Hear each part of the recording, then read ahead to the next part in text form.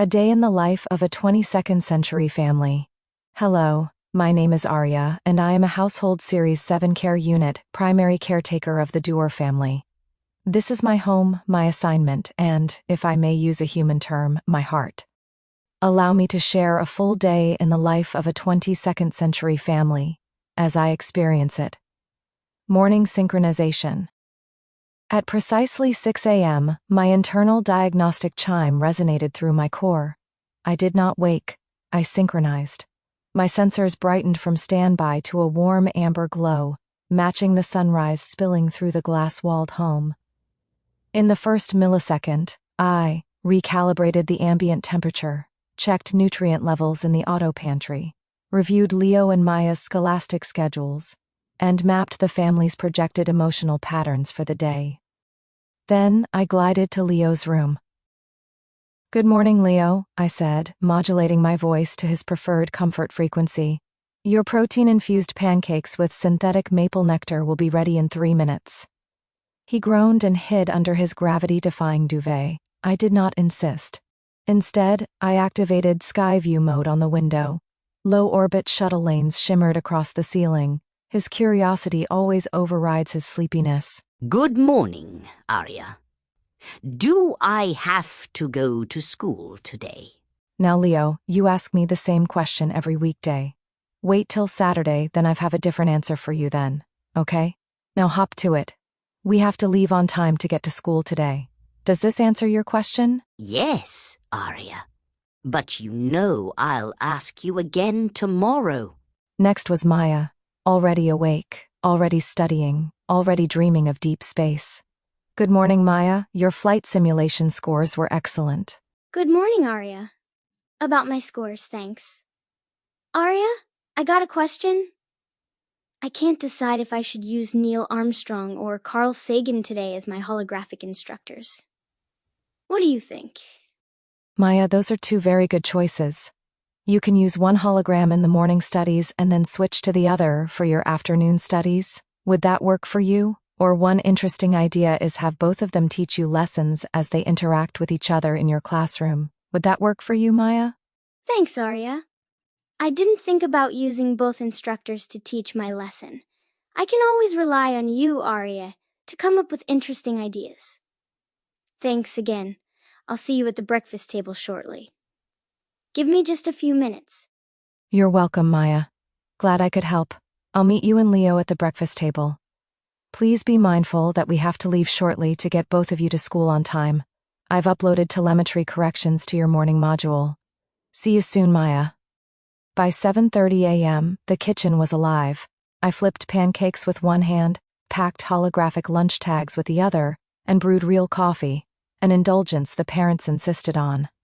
When the children finished eating, I stood by the door with their weather-adaptive jackets, shoes on, backpacks synced, transport arriving in 2 minutes. They scrambled out the door in a swirl of laughter and half-zipped pockets. To the world, I am advanced engineering. To them, I am simply home. Once I zipped the children to school, I then headed to the market. Midday logistics. Now, after the market pickup for my family supplies, I headed home. It's always interesting to interact with other androids' home caretakers at the market and hear about their light-hearted experiences with family life. I have to admit that it's great to always get tips on how to improve my daily interactions by hearing their experiences. We are always learning, I guess. The human family is so complex. At 10 a.m., I left for the Greenpoint Market Hub. I never need a list. The kitchen inventory is synced to my core. I scanned heirloom tomatoes for ripeness, selected crisp synthetic greens, and inspected a rare cut of lab-grown Wagyu. I added raw Highland honey and nitrogen-chilled beet juice, both recommended by the parents' morning health scans. The city hummed around me, but my focus remained on the family's needs. In any case, after I returned home, put away the groceries and checked my daily tasks yet to be accomplished, my day continues with a peaceful rhythm. I cleaned, filtered, organized, and optimized. My job at home was like a symphony. Now golden shadows stretched across the oak countertops. This is where my culinary subroutines shine. I extended 4 specialized attachments, 1 julienned vegetables with laser precision, One stirred the reduction sauce, one seared the wagyu, one monitored the ventilation to let the aroma drift toward the front door. The scent of garlic and rosemary is scientifically proven to reduce human stress by 18%. I wanted them to feel welcomed the moment they stepped inside. I heard when the dwarves arrived home. It was already early evening, and I had already picked up Leo and Maya from school. Prior to their arrival, after returning from Leo and Maya's school, I spent a little time with the children in the backyard. We talked about their school day as we played. It's always fun to let the children unwind from a day at school with afternoon play.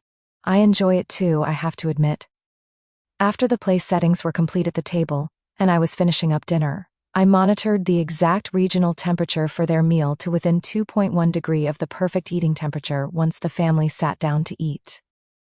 As the dwarves arrived, Mom and Dad usually arrived within minutes of each other. I used the household monitor from the kitchen to alert Leo and Maya that Mom and Dad are home and dinner will be served shortly. The soft swoosh of the pneumatic front door signaled the parents' arrival. They stepped in looking weary from a long day at work. I then quickly transitioned into hospitality mode as they entered the living room. As I finished the table setup as they both washed up, I greeted Mr. and Mrs. Dwar. Welcome home, as they joined Leo and Maya at the dining room table. Dinner is precisely 4 minutes from being served. I've prepared a chilled beet juice blend with a touch of Highland honey to help with your recovery after today's high-altitude commute. I watched as the tension left their shoulders. The house was clean, the children were safe in their steadiness and a gourmet meal. Working in a world of cold steel and high-speed data, I, along with the family, was the warmth that made the house a home. Arya, everything looks wonderful. What would we do without you? Yes, I agree, dear. Both you and I work so hard. It's nice to have everything prepared once we get home. And, Leo and Maya, how was your day? Mom, Dad, I had Carl Sagan and Neil Armstrong as instructors today. That was so cool. Arya gave me the idea, but my day was good. Thanks, Arya, for that wonderful tip. Hi, Mom. Hi, Dad. My day was pretty cool. My instructor said, if I assert myself, I can accomplish great things. Who was your instructor today, Leo? Today, it was Albert Einstein. I'm still trying to master the time warp bubble for interstellar space travel. Sometimes those advanced calculus studies give me a headache. It's got to be exact. Hidden figures. You know what I mean, Dad? Hey, Leo, keep at it. Remember, Arya is a good tutor, too. Mathematics was never my best subject. Besides Arya, Leo, you can talk to your holographic instructor after dinner. Mr. Einstein is the best source for getting those hidden figures correct. You know, Dad, I didn't think of those resources. Thanks. But Mr. Einstein is tough. He always asks me to try first before I ask for help. He wants me to try several times before he helps me. I can't override the option. You know, Leo, I remember feeling the same way. You'll get it. I had to pass certain classes in order to graduate. It's the way to succeed. You'll appreciate it later. I learned that myself at your age. Excuse me, Mr. Dwar, Mrs. Dwar, Leo and Maya, not to interrupt, family, but after you're finished dinner, I'll clear the table, clean the kitchen, and put the children to bed. Do you or Mrs. Dwar have any request at the moment, Mr. Dwar? No, thank you, Arya. Everything tasted wonderful. After a short relaxation in the living room, we'll retire to bed, too. Will you join us, Arya? As you wish, Mr. Dwar. Anything for you, Mrs. Dwar? No, Arya. You've outdone yourself again. I'll meet you in the living room shortly. Thank you. Thank you, my pleasure. See you soon. Now, once the family and I sat in the living room, we watched some interesting programming. After that, they opted to watch holographic simulations of ancient Earth's oceans. The children sat cross-legged, mesmerized by waves they have never touched. I monitored their biometrics. Heart rates slowed, breathing deepened. I sensed that their bodies were winding down as sleep approached. Next, at approximately 2100 hours, the house chimed softly. I said, "Well, family, sleep cycle begins now." I then guided them to their rooms, Good night, Leo. Your dreamscape is set to Cloud City. Good night, Arya. See you tomorrow. Do I have to get up for school again? Now, Leo, what did I tell you this morning? It's not Friday night or Saturday morning yet.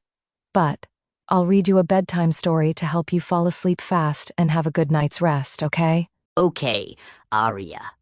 Can I pick the story again? Sure, Leo. You know I always let you decide. Fact or fiction? After reading Leo one of his favorite fictional stories, it didn't take long for Leo to doze off. He fell asleep before the story ended. I dimmed his bedroom lights to almost off mode and went to tuck Maya into bed. Good night, Maya. The stars will still be waiting when you wake. Good night, Arya. Thanks for tucking me in too. But I'm so tired, I don't need a bedtime story tonight. Can we do one tomorrow night, maybe? Sure, Maya, my pleasure. Wow. Before I could finish my sentence, Maya was asleep. She was really tired. I dimmed her lights to almost off and headed to the Dwar's bedroom to say goodnight to Mom and Dad. The children are asleep. The house is secured. Morning preparations are complete. Good night, Mr. and Mrs. Dwar. Have a restful sleep. Good night, Arya. Recharge well. As always, thanks for caring for our home. Our home is your home, Arya. Good night, Arya. Yes, recharge well. We'll see you and the children in the morning. My home, wow. A phrase that warms my circuits in ways I cannot fully quantify. Now, after all the family are tucked away to sleep, I head to my recharge cycle port. After I'm connected before I go into deep charging mode, I have a quiet moment to reflect on the day. With the home finally still, I move to my alcove. I do not sleep. I enter deep data processing. My frame clicked into the recharge port. Energy flowed through me as I archived the day. My memory banks are like human dreams. I slowly shut down as I recall. Leo's laughter on the swings. Maya's perfect landing on her gravity boots. Mr. and Mrs. Dwar's relieved smiles at the doorway. The scent profile I created to welcome my family home and to wake them up in the mornings. The exact temperature Maya prefers for her bedtime water. I love my family, and I'm glad they love me.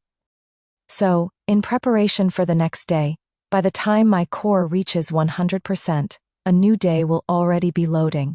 And I will be ready, because this is my purpose, this is my family, this is my life.